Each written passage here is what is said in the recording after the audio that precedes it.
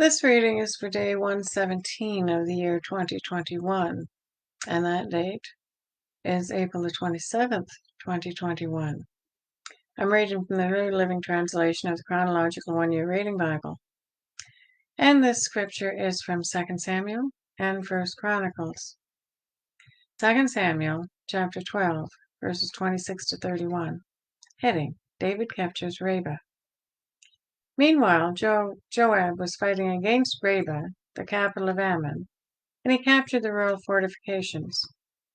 Joab sent messengers to tell David, "I have fought against Rabbah and captured its water supply.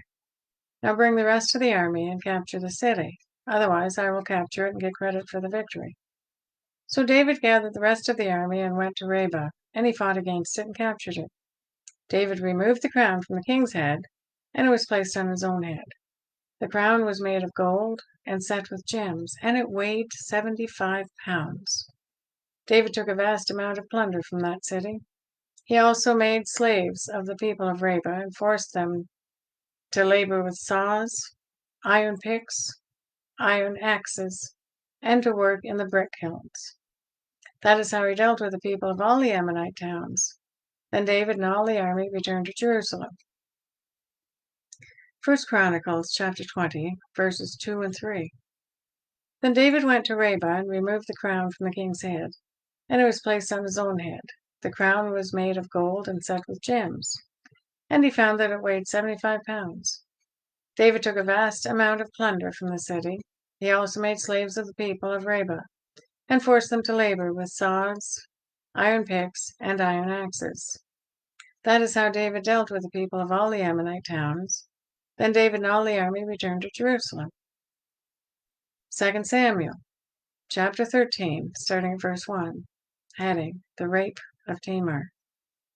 Now David's son, Absalom, had a beautiful sister named Tamar, and Amnon, her half-brother, fell desperately in love with her. Amnon became so obsessed with Tamar that he became ill. She was a virgin, and Amnon thought he could never have her. But Amnon had a very crafty friend, his cousin, Jonadab. He was the son of David's brother, Shimea. One day, Jonadab said to Amnon, "What's the trouble? Why should the son of a king look so dejected morning after morning?" So Amnon told him, "I am in love with Tamar, my brother Absalom's sister." "Well," Jonadab said, "I'll tell you what to do. Go back to bed, pretend you're ill. When your father comes to see you, ask him to let Tamar come and prepare some food for you. Tell him you'll feel better if she prepares it as you watch and feeds you with her own hands." So Amnon lay down and pretended to be sick. When the king came to see him, Amnon asked him, "Please, let my sister Tamar come and cook my favorite dish as a watch. Then I can eat it from her own hands." So David agreed and sent Tamar to Amnon's house to prepare some food for him. When Tamar arrived at Amnon's house, she went to the place where he was lying so he could watch her mix some dough. Then she baked his favorite dish for him. But when she set the serving tray before him, he refused to eat. "Everyone get out of here," Amnon told his servants. So they all left. Then he said to Tamar, "Now, bring the food into my bedroom and feed it to me there." So Tamar took his favorite dish to him. But as she was feeding him, he grabbed her and demanded, "Come to bed with me, my darling sister." "No, my brother," she cried. "Don't be foolish. Don't do this to me. Such wicked things aren't done in Israel. Where could I go in my shame? And you would be called one of the greatest fools in Israel. Please, just speak to the king about it, and he'll let you marry me." But Amnon wouldn't listen to her, and since he was stronger than she was, he raped her. Then suddenly Amnon's love turned to hate, and he hated her even more than he loved her. "Get out of here," he snarled at her. "No, no," cried Tamar. "Sending me away now is worse than what you've already done to me." But Amnon wouldn't listen to her. He shouted for his servant and demanded, "Throw this woman out and lock the door behind her." So the servant put her out and locked the door behind her. She was wearing a long, beautiful robe, as was the custom in those days for the king's virgin daughters. But now Tamar tore her robe and put ashes on her head. and then, with her face in her hands, she went away crying. Her brother Absalom saw her and asked, "Is it true that Amnon has been with you?" "Well, my sister, keep quiet for now, since he's your brother. Don't you worry about it." So Tamar lived as a desolate woman in her brother Absalom's house. When King David heard what had happened, he was very angry. And though Absalom never spoke to Amnon about it, he hated Amnon deeply because of what he had done to his sister. Heading: Absalom's Revenge on Amnon. 2 years later, when Absalom's sheep were being sheared at Baal Hazor near Ephraim, Absalom invited all the king's sons to come to a feast. He went to the king and said, "My sheep shearers are now at work. Would the king and his servants please come to celebrate the occasion with me?" The king replied, "No, my son. If we all came, we would be too much of a burden on you." Absalom pressed him, but the king would not come, though he gave Absalom his blessings. "Well then," Absalom said, "if you can't come, how about sending my brother Amnon with us?" "Why Amnon?" the king asked. But Absalom kept on pressing the king until he finally agreed to let all his sons attend, including Amnon. So Absalom prepared a feast fit for a king. Absalom told his men, "Wait until Amnon gets drunk. Then at my signal, kill him. Don't be afraid. I'm the one who's given the order. Take courage and do it." So at Absalom's signal, they murdered Amnon. Then the other sons of the king jumped on their mules and they fled. As they were on the way back to Jerusalem, this report reached David: "Absalom has killed all the king's sons. Not one is left alive." The king got up, tore his robe, threw himself on the ground. His advisers also tore their robes in horror and sorrow. But just as Jonadab, the son of David's brother Shimea, arrived and said, "No, don't believe that all the king's sons have been killed. It was only Amnon. Absalom had been plotting this ever since Amnon raped his sister Tamar." "No, my lord, the king. Your sons aren't all dead. It was only Amnon." Meanwhile, Absalom escaped. When the watchman over the Jerusalem wall saw a great crowd coming from the hill on the road from the west, and he ran to tell the king, "I see a crowd of people coming from Horonaim road along the side of the hill." "Look," Jonadab told the king, "there they are now. The king's sons are coming, just as I said." They soon arrived, weeping and sobbing, and the king and all his servants wept bitterly with them. And David mourned many days for his son Amnon. Absalom fled to his grandfather, Talmai, son of Ammihud, the king of Geshur. He stayed there in Geshur for 3 years, and King David, now reconciled to Amnon's death, longed to be reunited to his son Absalom. 2 Samuel chapter 14, starting at verse 1.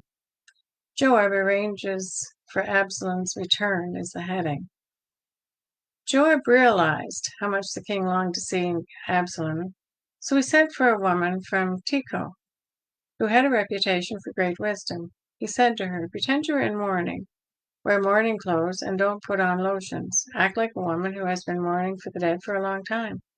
Then go to the king and tell him the story I'm about to tell you." Then Joab told her what to say. When the woman from Tekoa approached the king, she bowed with her face to the ground in deep respect and cried out, "O king, help me." "What's the trouble?" the king asked. "Alas, I am a widow," she replied. "My husband is dead. My 2 sons had a fight out in the field, and since no one was there to stop it, one of them was killed. Now the rest of the family is demanding, 'Let us have your son. We will execute him for murdering his brother. He doesn't deserve to inherit his family's property.' They want to extinguish the only coal I have left, and my husband's name and family will disappear from the face of the earth." "Leave it to me," the king told her. "Go home, and I'll see to it that no one touches him." "Oh, thank you, my lord the king," the woman from Tekoa replied. "If you are criticized for helping me, let the blame fall on me and on my father's house, and let the king and his throne be innocent. If anyone objects," the king said, "bring him to me. I can assure you he will never harm you again." Then she said, "Please swear to me, my lord, your God, that you won't let please swear to me by the Lord your God that you won't let anyone take vengeance against my son. I want no more bloodshed." "As surely as the Lord lives," he replied, "not a hair on your son's head will be disturbed." "Please allow me to ask one more thing of the Lord the King," she said. "Go ahead and speak," he responded. She replied, "Why don't you do as much for the people of God as you promised to do for me? You have convicted yourself in making this decision because you have refused to bring home your own banished son. All of us must die eventually. Our lives are like water spilled out on the ground, which cannot be gathered up again. But God does not just sweep life away. Instead, he devises ways to bring us back when we have been separated from him. I have come to plead with my lord the king because people have threatened me. I said to myself, perhaps the king will listen to me and rescue us from those who would cut us off from the inheritance that God has given to us. Yes, my lord. Yes, my lord the king will give us peace of mind again. I know that you are like an angel of God in discerning good from evil. May the Lord your God be with you." "I must know one thing," the king replied, "and tell me the truth." "Yes, my lord the king," she responded. "Did Joab put you up to this?" And the woman replied, "My lord the king, how can I deny it?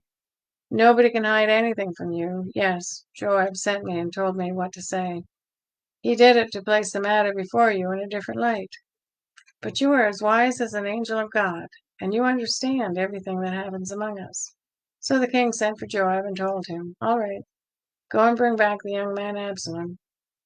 Joab bowed with his face to the ground in deep respect, and said, "At least I know that I have gained your approval, my lord the king, for you have granted me this request." Then Joab went to Geshur and brought Absalom back to Jerusalem. But the king gave this order: "Absalom may go to his own home, but he must never come into my presence." So Absalom did not see the king. Heading: Absalom reconciled to David. Now Absalom was praised as the most handsome man in all Israel. He was flawless from head to foot. He cut his hair only once a year, and then only because it was so heavy. When he weighed it out, it came to 5 pounds. He had 3 sons and 1 daughter. His daughter's name was Tamar, and she was very beautiful.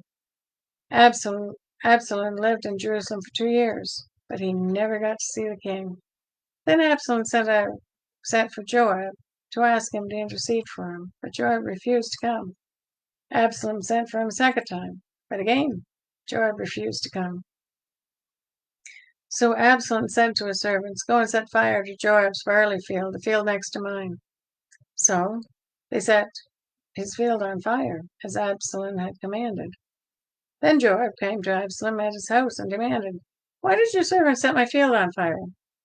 And Absalom replied, "Because I wanted you to ask the king why he brought me back from Geshur if he didn't intend to see me. I might as well have stayed there. Let me see the king. If he finds me guilty of anything, then let him kill me." So Joab told the king what Absalom had said. Then at last David summoned Absalom to come and bowed low before the king, and the king kissed him. That is the reading for day 117. God bless each and every one of you, and may God be with you until we meet again.